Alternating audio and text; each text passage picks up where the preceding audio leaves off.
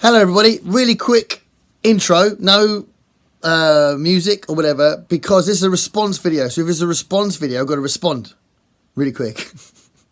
So I'm hoping to put this up the same day that the original video came up. And it's a response video because I really enjoyed the video and I just had to add something. I didn't want to just add a comment, I wanted to add a video because it's about films, it's about, a lot of it is about films I love. And also there were some strange omissions as well. So anyway, I'll get to the point. Michael K. Vaughan. We all love Michael K. Vaughan. We watch him all the time. I say we, because I know I'm not alone. Well, I am alone. Well, I've got my dogs. But you know what I mean. Michael K. Vaughan. Amazing channel. If you're not subscribed to Michael K. Vaughan, and clearly you've got to change that. Go onto his channel and have a look. But recently, anyway, today, he did a video which was bouncing off the 100 horror films that you should watch before you die book that he's got. And he went through the entire book and went through and said which films he'd seen and which ones he hadn't seen and what he thought of them. And if he was shocked he hadn't seen it, or if it was like, nah, never heard of it, and that kind of thing. And it was a really good video. And clearly it's going to get lots of people going, oh, you haven't seen that? Or, yeah, brilliant, I love that film too, and that kind of thing. I'm doing this video because I'm going to talk about 15 of those films in that 100 horror movies film list. I'm going to talk about 15 of those films, but then I'm also going to talk about 10 films that were missed out of the book completely. So I was a bit shocked that a few of them were missed out. Yeah, I know, that's what I thought. Yeah. So 15 films, Rosie's distracted me, 15 films that were mentioned in the video, the original video, and 10 films that weren't mentioned at all. So, straight up, first one, really good film that I think Michael said that he wasn't sure if he should see it or not. A film called M, from 1931, starring Peter Lorre, and directed by Fritz Lang, who obviously famous for Metropolis, but M is a fantastic film. And well worth people going to see. So M is the first one I want to mention that I definitely would recommend. It's a really good film with a really interesting plot, and it's very creepy, the whole thing. I mean, Peter Lorre is one of my favourite actors. I think he's awesome, and he does a great job in the lead role. So M, 1931, definitely recommend that one. The next one I wanted to mention, Freaks, 1932.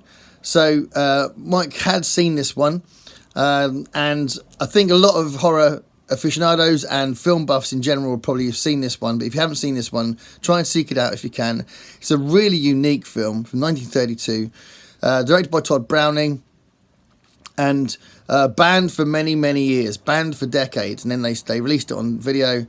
And I think it's been shown on TV over here now. Yeah, it has been shown over TV, I have definitely. Yeah, because I've seen it on TV as well as owning it on video, on DVD. I'm getting the Blu-ray new edition for Christmas, hopefully. Yeah,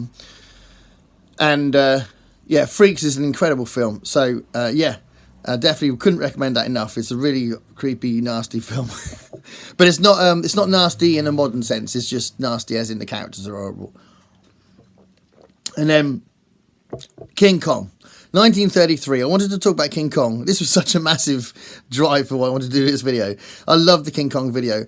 And one of the things I love about it from a music teacher's point of view is something really magical about it, is that it was the first time that any music score had been written specifically for the film.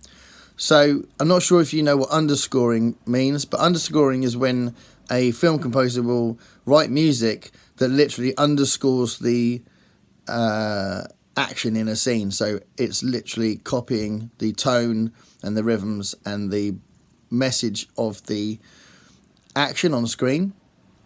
And Max Steiner, the music composer for King Kong, was the first person to do it. So he kind of invented underscoring. He invented the leitmotif, which is a German expression for themes that are musical themes that are just for a particular character or a device in the film, but usually characters. Sorry, Rosie's walking all over me. What are you doing? And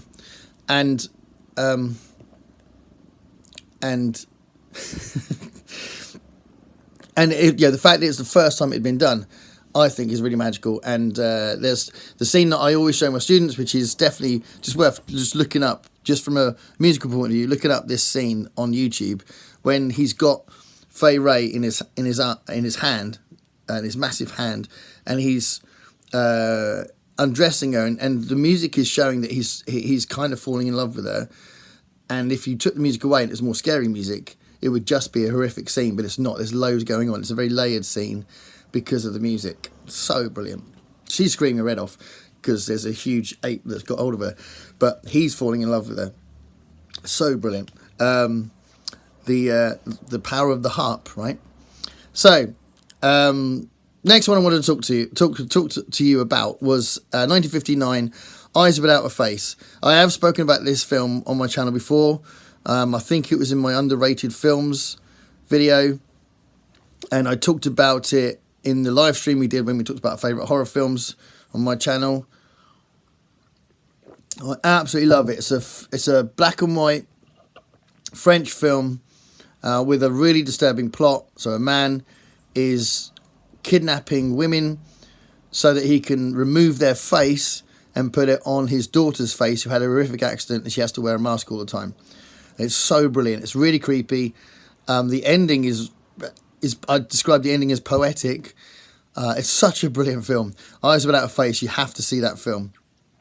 The next one I wanted to talk about because Mike said that he didn't know whether it was even worth seeing. And this is such an important part of British cinema. So this is Peeping Tom from 1960. And yeah, definitely go see this. If you've got a way of seeing it, if it comes up on your TV screen, then record it. If it's on your streaming services, watch it. It's a really interesting and disturbing film about a photographer, and it's acted really well. It's very Hitchcockian. It's really, really worth seeing. Was it Anthony Powell? I think was the name of the director. I think it's Anthony Powell. Or was it Michael Powell? Michael? Not sure. But yeah, definitely go see Peeping Tom if you can. Definitely 1960. The next one I wanted to talk about, and really everybody's seen this film, 1968's Night of the Living Dead. But the reason why I wanted to talk about it is because I just want to give you a little anecdote that the only time I've been to America, I'm going next year again, but the only time I've been to America was to go to LA a few years back, and we wanted to go and see something in the Chinese theatre, you know, the famous theatre with the handprints at the front of the cinema. We thought it'd be nice to go to actually see a film in the cinema. And we had a look what was showing during that week, and there was a special anniversary showing of Night of the Living Dead. So we were really pleased about that. So we all loved that film anyway, and we went to see that in the Chinese theatre. So that was awesome, and it's quite funny because when we went there, because it was an anniversary screening, it starts off with this sort of 20-minute, half an hour-ish documentary about the film, and there wasn't many people in the cinema. There was only us three and another bunch of about 5 people. And after about 10 minutes of this documentary, I think the people that were in the cinema that weren't us thought they'd gone to the wrong thing and thought it was a documentary and just left.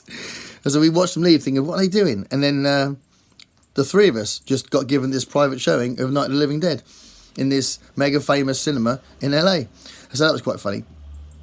Anyway, the next one I wanted to talk about was Susperia from 1977. So Susperia, I think, is a really interesting film directed by Dario Argento, who's a very strange and atmospheric director who is more about style than about content, I'd say. But that gives him a very important place in horror especially, because horror clearly works very well with a lot of stylistic elements. And Susperia is a very successful film. It's just really odd, and it is creepy, definitely. And Jessica Harper plays the main character, and she's brilliant. She's actually in another one of my favourite films that I'm not even going to mention today, which is really weird. Watch my video on the underrated films, because I mention her again in that. But anyway, Susperia from 1977 is a really interesting, atmospheric, creepy, scary film about a young student who goes to a dance school, and there's this sort of witches' coven there. And again, about the music is provided by Goblin, Claudio Simonetti's band, and the music is incredible. It's absolutely incredible. The main theme to Susperia is the scariest, creepiest bit of music you'll ever hear. And I had a wonderful moment in my gigging experience where, not my own gigging, but as in going to gigs, where me and my then bassist went to London, and we saw Goblin over the 2 consecutive nights at the Union Chapel in London, which is a great venue as well. And the first night was a screening of Susperia, where they played the whole thing and just played live to the film. And that was awesome. So that was a great experience. So Susperia is amazing, and Goblin are amazing. And talking about Goblin, they also did the score for the original Dawn of the Dead, 1978. So I love the music to Dawn of the Dead so much. But I love everything about Dawn of the Dead. So obviously it's George A. Romero's classic sequel to Night of the Living Dead. This was the big moment where he made the big statement that if we were completely brain dead, we'd still go shopping, which is it's like his big comment on consumerism. But it's such a great film. 4 main characters. I haven't watched the remake because I'm sure it's good. Lots of people love it. But to me personally, I think zombies are a much more interesting and effective horror villain if they stumble and walk around like they're brain dead, rather than that they run around like crazed maniacs. So I haven't seen the sequel. I did see World War Z, which also has running zombies, and I didn't particularly like it either. But Dawn of the Dead, 1978, I think is an amazing film. And it's about the script, you know, and the 4 characters that are stuck in this shopping mall for a while.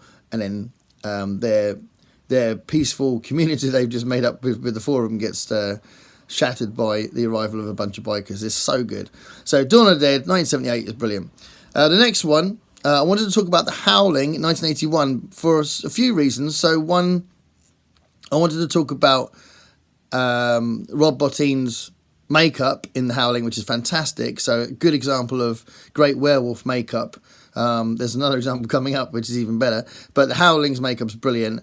But also, Joe Dante, I think, is so underrated. Nobody really talks about Joe Dante as one of the great directors. And I just think he's so brilliant, and he's so reliable, and he's so interesting what he's done. And we started off in the Roger Corman crew, getting his kind of skills together in under Roger Corman. And then when he left that, you know, he did The Howling, and he did Gremlins 2, Small Soldiers. He did a great tribute to Looney Tunes, which is Looney Tunes Back in Action, which was a million times better than Space Jam. And he did loads of stuff. Joe Dante's Matinee is a really interesting one from Joe Dante. So yeah, I think Joe Dante is really underrated, and The Howling is a great werewolf film. So yeah, 1981's The Howling, great film. And talking about werewolves, the next one I was going to talk about was 1981's An American Werewolf in London, which I often say is my second favourite horror film. My first favourite is not even mentioned in this book, so I don't know what that's about. Yeah, this is a great film. American Werewolf in London. It's very funny. It's really likeable. All the characters are brilliant and really interesting. And obviously Jenny Agutter is amazing. It's got an incredible transformation scene that every time I watch it, I just love it so much. Everything about it, the way it's directed. John Landis directed it. It's such a great achievement. The story's really good. I won't spoil the ending, but the ending's brilliant. The use of music's brilliant. American Werewolf in London is a masterpiece. It's just a masterpiece. The dream sequence is just, oh my God, amazing. Anyway, yeah, great. The next one I want to talk about is from 1983, and it's a film that hardly ever gets talked about, and it's so brilliant. The Hunger, which I'm pretty sure was directed by Tony Scott, Ridley Scott's brother. I'm sure it's Tony Scott, and David Bowie plays one of the main roles.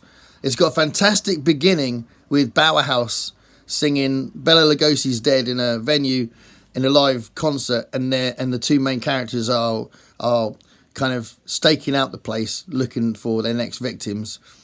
and Susan Sarandon's in it as well. It's such a brilliant film and really underrated. Nobody ever talks about The Hunger. It's a really good film. So 1983's The Hunger is definitely worth checking out. Go and find it. Go and watch it. It's really good. Next one I wanted to talk about. Not the next one I watch. I want to watch all of these again. The next one I'm going to talk about is again a film I have mentioned before. It's easily one of my favourite films. Easily, I love it so much. The Fly. I'm a huge David Cronenberg film, and I think this is his best achievement. I think it's that lovely mix of his distinctive way of filming and the way he frames things, the way his famous phrase "more blood, more blood." The way he treated the effects in that film is very, very icky. It's a very sticky film, but you got this sort of commercial aspect that it's got a nice sheen to it, and it's acted really well. It doesn't seem very homemade or indie, which is sometimes the case for some of his films. It's got a polish to it that I think rises it above his other films, even though I do love his other films. And I just think The Fly is just a fantastic film. So 1986 is The Fly, an incredible performance from Jeff Goldblum and Gina Davis. She's amazing in it. It's just an amazing film. So The Fly is definitely worth seeing, and definitely one I wanted to talk about from that list that Mike did. The next one I want to talk about is also mentioned in the book, and it's 28 Days Later from 2002. So Danny Boyle. Danny Boyle's a really good director, really interesting director. He did Train Spotting and he did Shallow Grave. And obviously 28 Days Later. He did 28 Days Later. He did the really cool one as well, which has got... Is it called 27 Hours or something? The one with...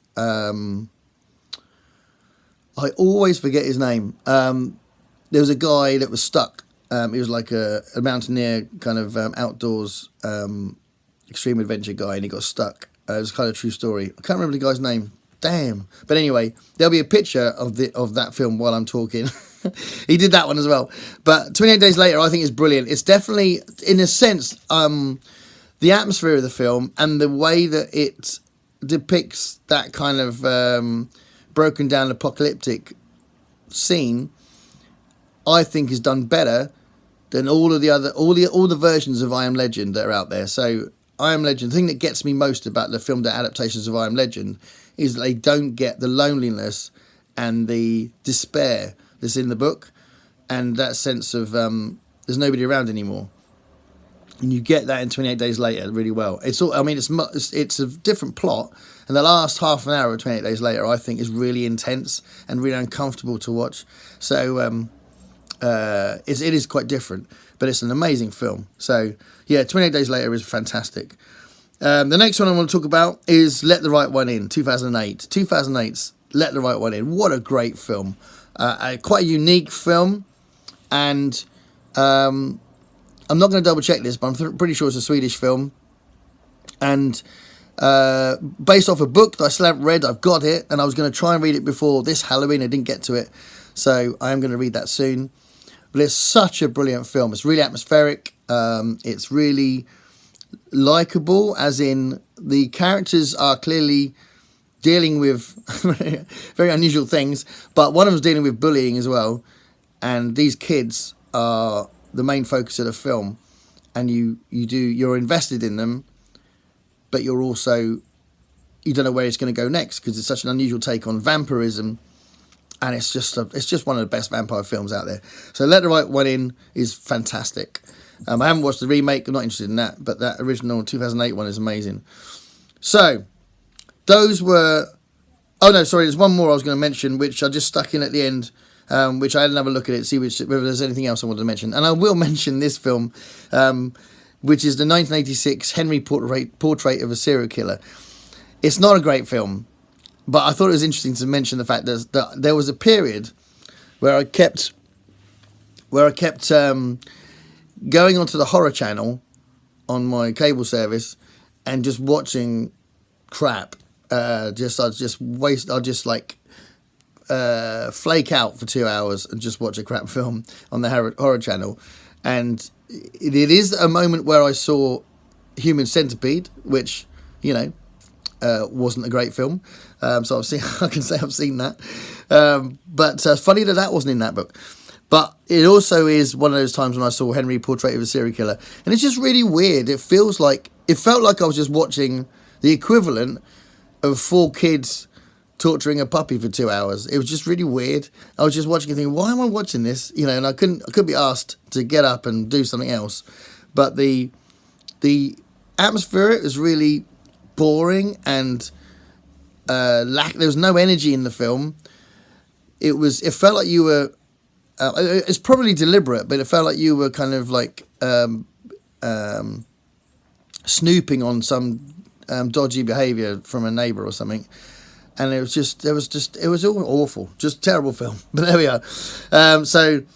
Henry Portrait of a Serial Killer. Just thought I'd mention it from the point of view of that strange period where I kept watching films just to flake out in front of a horror film on the Horror Channel. So, 10 films that weren't mentioned in that book that I'd like to talk about, and I'm going to go. The ending, the last one I'm going to mention, is an incredible film that, if you know it, you would go, "Oh my god, that film!" And if you didn't know it, you'd be like, "No, I've never heard it. What's that about?" So it's a bit of an indie film. But let's go through this list. So, in 1982, Creepshow, written by Stephen King, directed by George Romero. I love that film, and I think, even if it's a bit cheesy, there's loads of films in that list of 100 films that Mike mentioned that are quite cheesy. So I'm happy for it to be cheesy, and I think it's great. So Creepshow, fantastic. And again, really good score from John Harrison. So really, I remember it used to scare the crap out of me when I used to listen to the score on its own on a cassette when I was a kid. So Creepshow, fantastic film. Similar period, from 1985, Fright Night, a film that I think is really, really likeable. It's, again, a little bit cheesy. It definitely has its tongue in its cheek. Roddy McDowall plays the main character, and, you know, let's face it, Roddy McDowall's brilliant. I also think Chris Sarandon is a really good villain, and I just think the atmosphere and the ending of Fright Night is really good. So, yeah, it's one of those films that's very, very light and then turns serious at the end. I think films are good when they do that. So Fright Night, I think, is a good and underrated film. Okay, I'm going to try and do the... Oh, no, I'll just do it in order. I'll do it in the order I've written it, otherwise I'll get lost. 2002, Dog Soldiers. Again, one of my favourite werewolf films. If you haven't seen Dog Soldiers, it's a British film. Neil Marshall was the director. Really interesting director. If you're fans of Game of Thrones, he directed the big Battle of the Bastards, that sort of classic episode of Game of Thrones, and he directed loads of episodes of it. But he's a really good director, and he directed Dog Soldiers, which is like a werewolf film about these soldiers that are doing a training session, and then they get mixed up with werewolves. 2002, fantastic film. The next one I was going to talk about is 30 Days of Night, 2007. Absolutely amazing film. Really, really disturbing, creepy, atmospheric, horrible, nasty, violent, just aggressively done. it's just the most scary and threatening vampires you'll ever see. 30 Days of Night, 2007. Amazing. The next one I want to talk about is Misery from 1990. So this is another Stephen King thing, but the only other Stephen King thing I'm mentioning, and this is actually from one of his books. So you've probably read Misery, you might have seen the film, but I think it's fantastic and definitely should have been in that book. It may not have been in that book because they may have been separating thriller from horror, because horror films is like in supernatural and stuff like that. But then they did have some serial killer stuff. So serial killer, you could argue, is more thriller than horror. So if they're doing that, then Misery should be in there as well, I think. I think Misery is an incredible film and a great character film. And 2 amazing central performances from Kathy Bates and James Caan. So Misery from 1990. The next one is my all-time favourite horror film, and that's The Thing from 1982. John Carpenter's The Thing. Unbelievable film. It's a perfect film. It's an absolute perfect film. It's a masterpiece. So Kurt Russell leads a bunch of scientific researchers in a outpost at the Atlantic, at the Antarctic. I don't know why I said Atlantic. And the Antarctic, and have to deal with a thing from another world. Amazing. So developed obviously from Who Goes There, from John W. Campbell. Amazing film. Okay, another one that's kind of similar, and I think a lot of people rate the two in similar ways, and that's 1979's Alien, Ridley Scott. Again, a masterpiece. Some people prefer the second one, but I think even the people that say that still love the first one. I think the first one's just such an incredible film. So, 1979's Alien is a great horror film. Going back to vampires again for 1987. 1987, Near Dark. I absolutely love the film Near Dark. If you haven't seen that, kind of punky vampires. It was done at the same time as The Lost Boys, but I think this one's a bit edgier and doesn't feel so much like it's trying to go for the young crowd. It's just a great film. I think Near Dark is amazing. An amazing performance from Bill Paxton as well. He's an absolute arse in the film. It's brilliant. So Near Dark, 1987. And then two more to finish. 2009, another zombie film, but a great zombie film. Zombieland. So this came out of nowhere. I didn't know about this before it came out, and I watched it and I loved it, and I thought it had all the right elements to it. It was funny, but there was a lot of tension in it, and it was very self-aware.